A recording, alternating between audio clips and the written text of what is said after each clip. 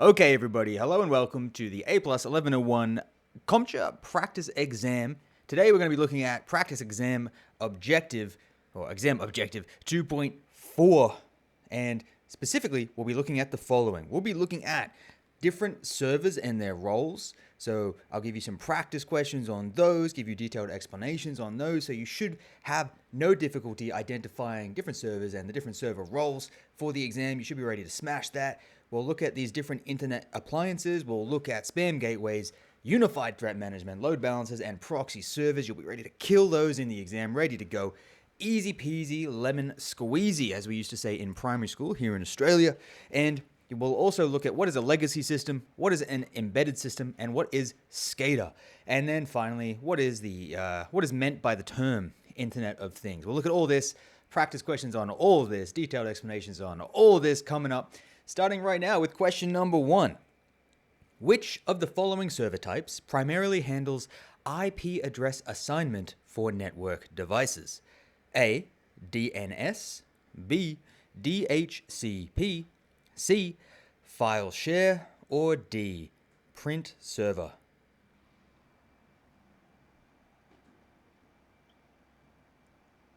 And the answer is B, DHCP. Now, guys, the explanation for this one, I'm going to make it short and sweet. DHCP, when your device joins a network and it doesn't have a static IP address set for it, or it doesn't have a reservation, what essentially... All right, I'm going to make this one short and simple, guys.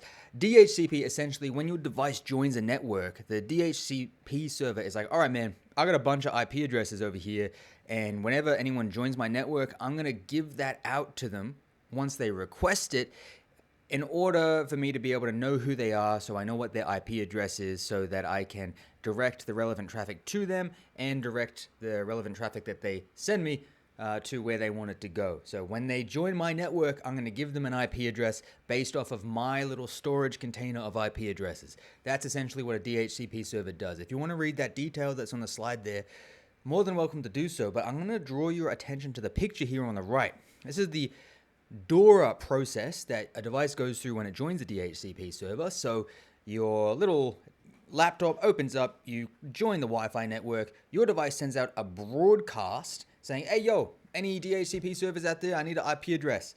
The server will then send back an offer. Hey, yo, yeah, man, I got this IP address for you. It's 1.1.1.1. Do you want it? And then the laptop will send out another broadcast saying, yo, yes, give me the IP address. I want that.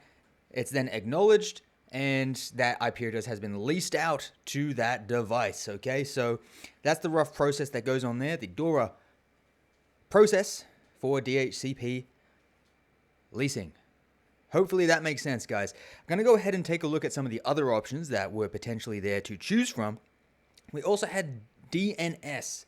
So a DNS is essentially this is the server that translates IP addresses into the actual words and websites that we type into the bar at the top of a search bar. So we type in google.com. We're like, oh yeah, that's easy to remember. Computer doesn't know what google.com means. That's gibberish to the computer. They only know ones and zeros. So they have to translate that into the IP address, and then they know what website to take us to, right? So it translates from human readable words or website URLs to IP addresses and back and forth, vice versa as well. That is the DNS server purpose. Another option we had to choose from was file share. So a file share server, it's pretty intuitive. It's in the name for sharing files, right? You get access to files, share files, things to that effect. Honestly, you don't need much more information than that. And the other option was a print server. So we've got our printer, right? We're in the office. We want to print from a printer. But if we all want to connect directly to the printer, we're going to need a printer drive. We're going to need to install printer drivers on our own devices. And that's a lot of effort to go through for every computer in the office. How about instead we get a print server and we say, look, any print jobs we want, we'll send it to the print server. The print server deals with all the drivers and all the specific printer setup related stuff. We just tell the print server what we want, and the print server has everything we need, and it deals with the printer directly. It's kind of like the middleman for us, so we don't have to get carried away with all the nitty gritty details. We just send them the print jobs, and the print server sorts it out for us. So you can see this little diagram here. Instead of having to have everything installed on each of these 3 PCs down the bottom, it's all on the print server, and the print server deals with the printer for us. So it's a nice way to organize things if you have a lot of devices and you want to print things seamlessly without installing a whole bunch of software and drivers onto each device on your network. Now, let's go to the next question, guys. Which of the following server types is primarily responsible for storing and managing email messages and facilitating email communication within a network? A. Mail server. B. Syslog server. C. Web server. Or D. AAA server.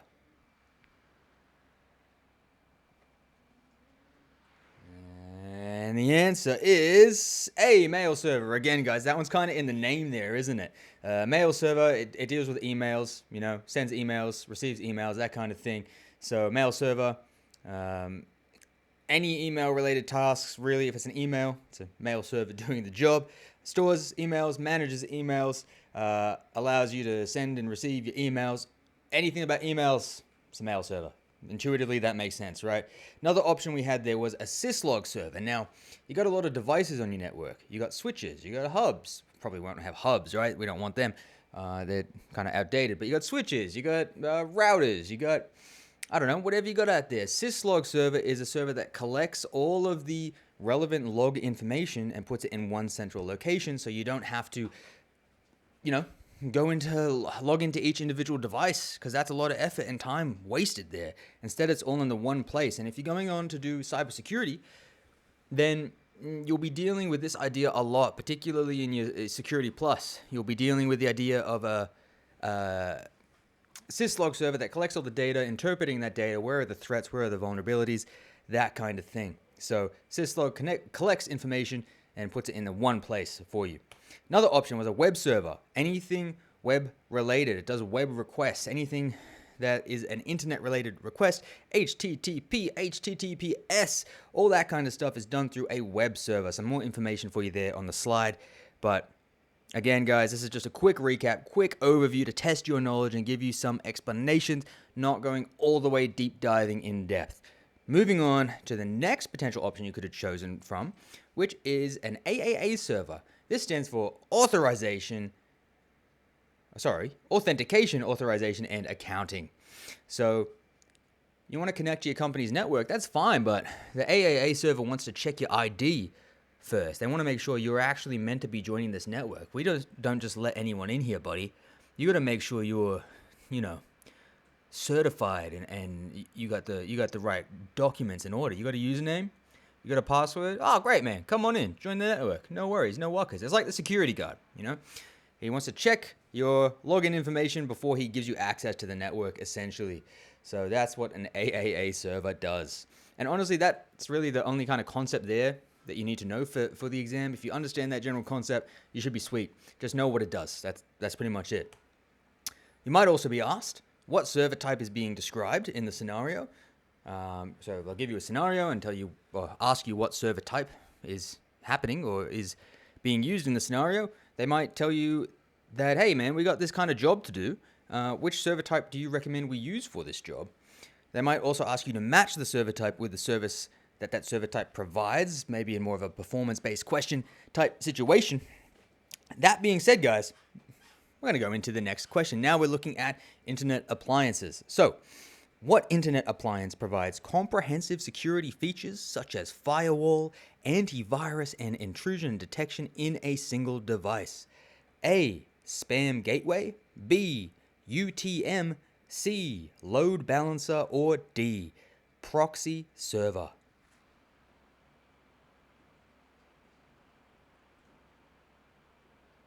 And the answer is B. UTM. Now, guys, UTM stands for Unified Threat Management. It's basically anything that is to do with managing threats and security in one dedicated appliance. It does everything you need. It's an all-in-one thing. Obviously, more expensive than just having one or two, or just one little thing for a little bit of security. But, you know, if you've got a lot of stuff to protect, it's probably worth it, right? So some more detailed information there on the screen for you, but really just know for your exam, all you really need to know is it has all security related functions in one dedicated appliance. Another option you could have chosen from was a spam gateway. It sorts the spam from the not spam. Pretty self-explanatory there. So, you know, it's got a bunch of techniques it can use. Uses content filtering, blacklist, so you can say, hey, look, I don't want any emails coming in from this email address. Just blacklist this email address completely. And heuristics, you know, behavior, looking at the different behavior to see if it's probably spam or not. Things to that effect. Sorts spam from the not spam, the real from the not real. That's really all you need to know there. Another option we could have chosen was a load balancer. Evenly distributes the load across multiple servers, right? Or resources. So we want to optimize resource utilization with this one. So you've got the load balancer and then the 3 different servers here down the bottom of the screen, and it's evenly distributing web traffic in this scenario to all of them, right? So if one goes down, it can distribute any further web traffic to the other 2. It can make sure none of them get overloaded. It's evenly distributing the load. It's balancing the load. It's a load balancer. And another option we could have chosen from was a proxy server. So this is essentially a server where instead of sending the data directly to the destination and saying, hey man, my IP address is this, I'm sending you this information, here you go. We're sending it first to a server with a different IP address from ours, which then sends that information to the destination on our behalf. So the person receiving it, they'll get the IP address of the proxy server. They won't get our actual IP address. So in that sense, we're masking what our identity is. So you can use it to mask your identity and do a bunch of other things as well. The general concept, I'd say, for me to keep it simple for your exam, just know that it's something that you send your information to that server and the server sends the information on your behalf. That should be good, really. If it's kind of confusing for you, look into it a little more. You can head to journeytocyber.com and get my in-depth learning guide if you like. Alternatively, there's plenty of free information out there on the internet, guys. So if it's confusing, do a deep dive on it. Spend an hour today Googling it. That'll be sweet. You'll be easily covered for the exam. That being said, guys, we're going to go ahead and move on to what you might also be asked. So you might also be asked, based on the scenario, which internet appliance is being used? You might be asked, based on the requirements, what internet appliance should we implement?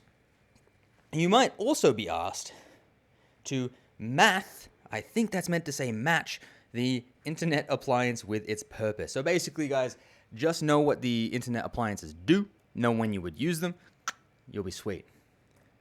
Final question. Oh, that was a lie. Not final question, but next question. Which of the following characteristics most likely describes an embedded system? A, it runs general purpose operating systems like Windows or Linux. B, it is designed for a wide range of applications, including desktop computing. C, it is typically dedicated to a specific task or function. Or D, it has extensive user interface and is highly customizable.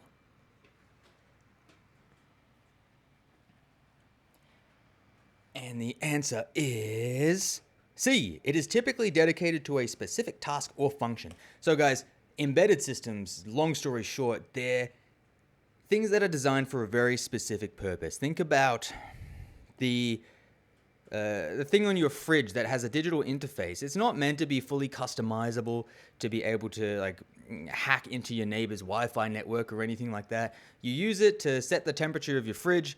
That's about it. That is its dedicated purpose. It's an embedded system. Think about a smart thermostat that you can adjust. The only purpose it really has is tell you what temperature your house is at and let you adjust that temperature. That's it.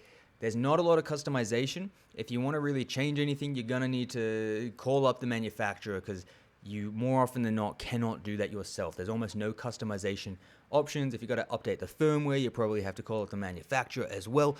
That kind of stuff. So next question.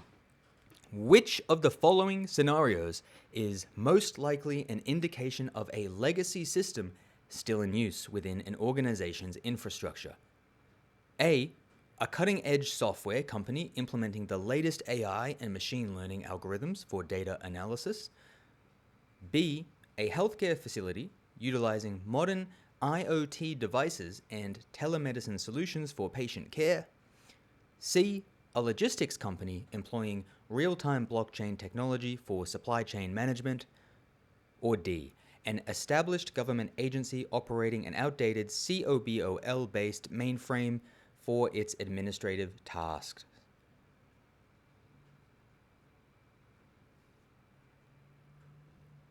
And the answer is, I'm not going to lie, guys, this one's pretty easy. Oh, it says C, but the answer is D. Sorry, guys, I made a typo there. The answer is D, an established government agency operating on outdated COBOL-based mainframes for its administrative tasks. Guys, outdated is a keyword there. Legacy systems, they're old systems, they aren't really used anymore. The keyword there was outdated, right? Even if you don't know what the other stuff is, you don't need to. The only thing you need to understand is that legacy systems are very old, they're not used very commonly, very frequently, and generally speaking, they're no longer supported. So if you have any issues with it, you're kind of on your own there. Sometimes they're still used just because they can't be bothered updating, or perhaps they've come to the decision that it is more monetarily beneficial just to keep using the legacy systems. It's cheaper for them, but generally they add security risks and they're no longer supported. So legacy system, old, not supported anymore. That's about it, guys. Next question, and I believe the final question, if I am not mistaken. In a smart home, which technology enables devices like thermostats, lights, and security cameras to be remotely controlled and interconnected through a network, allowing for automation and convenience? A, managed switch. B, SCADA. C, Internet of Things. Or D, SSH.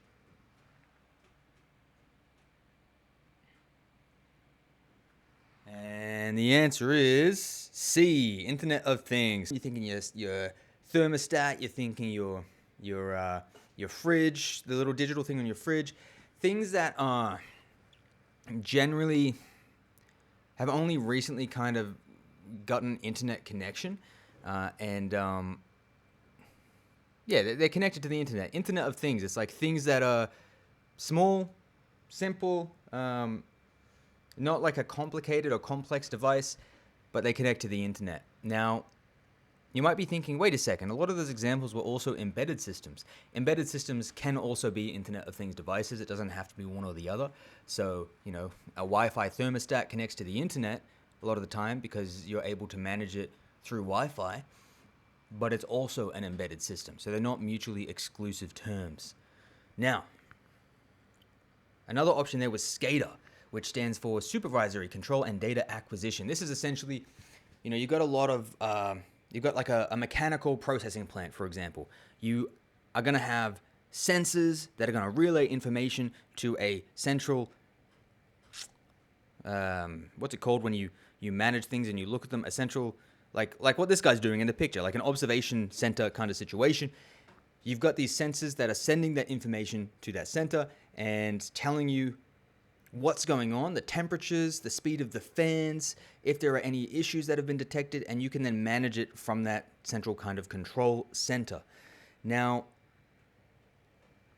as far as the exam goes, you just need to know roughly what it is. So it's used in industrial and infrastructure settings to be able to manage the equipment, gives you information on the equipment, and allows you to control and adjust that equipment as well. So you can monitor it in real time to see if there are any issues coming up, and you can adjust it using SCADA as well. So that's really all you need to know for your exam there. Roughly what it is, you'll smash it, you'll kill it, easy. Now, you might also be asked, based on the description, is the thing being described an embedded system, a legacy system, or a SCADA? Or SCADA, is it SCADA? You might be asked based on the requirements, should you use embedded systems, or should you implement embedded systems, legacy systems, or SCADA? And of course, match the description of each to the name. Match each one to its function. Always be ready to do that with anything. Now, guys, if you have found value in this video, make sure you head over to journeytocyber.com, where I have a detailed learning guide for each exam objective, not just 1.0 and 2.0 and 3.0, but each one within each exam objective. So it's broken down into 1.1, 1.2, 1.3, and even further it's broken down into each dot point within each exam objective, which is absolutely crazy level of detail, guys, so that you can really narrow down where your weak points are and take a look at the comprehensive notes on each one of those, take a look at the active recall questions on each one of those, the scenario-based and simple questions with detailed answers for each one of those, and the learning activities for those key points of interest that I think you really need to focus on as well. So if you want to grab that learning guide, guys, head over to journeytocyber.com. It's about 30 Australian dollars. Alternatively, I have 5 practice exams as well for 30 Australian dollars, and you can grab both of those for 50 Australian dollars, which is like huge value for money. I think it's the best one out there, to be honest, in my personal opinion. So, journeytocyber.com, grab that. My plug is over, guys. I'm finished. I'll see you in the next practice exam for exam objective 2.5. See you there, guys. Have a good day.